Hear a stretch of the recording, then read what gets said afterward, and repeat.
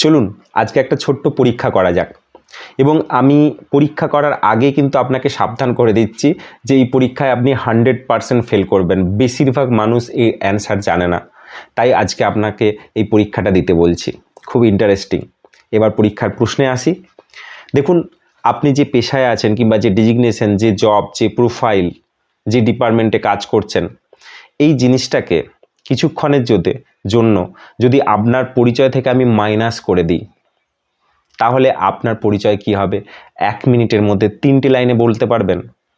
আর দেখুন, এটা খুব বাস্তব, কারণ আমাদের পরিচয়টাই আমরা এমনভাবে তৈরি হয়েছি, এমনভাবে আমাদের সোসাইটি তৈরি হয়েছে যে যেখানে আমাদের পেশা, আমাদের ডিপার্টমেন্ট, আমাদের ডেজিগনেশন, আমাদের প্রোফাইল, আমাদের এক্সপিরিয়েন্স, এটাই আমাদের পরিচয়। এছাড়া কি সত্যি আমাদের কোনো পরিচয় নেই? দেখুন, সত্যি কথা বলতে কি, ভারতে এই জিনিসটা প্রচণ্ডভাবে এফেক্ট করে। এই জিনিসটাকে বেসিক্যালি সাইকোলজিতে বলে আইডেন্টিটি ফোরক্লোজার।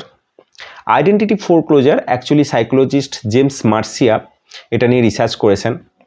বিশেষ করে দেখুন, ভারতে 40 থেকে 45 বছরের ঊর্ধ্বে যারা, 40 বছরের পরে যারা মিড কেরিয়ার ক্রাইসিসে ভুগছেন, তার একমাত্র কারণ হচ্ছে আইডেন্টিটি ফোরক্লোজার। এবং বিশেষ করে যারা আফটার রিটায়ারমেন্টের পরেও অনেকেই ডিপ্রেশনে চলে যাচ্ছেন এই কারণে। তার কারণ একটা জিনিস বলুন না, আপনার কাজ, আপনার প্রোফাইল, আপনার ডেজিগনেশন, আপনার পেশা, এটাই কি আপনার পরিচয়?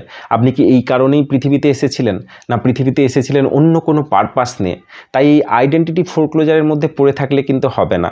তাই আপনাকে জানতে হবে যে আপনার এখানে আসার পারপাস কী।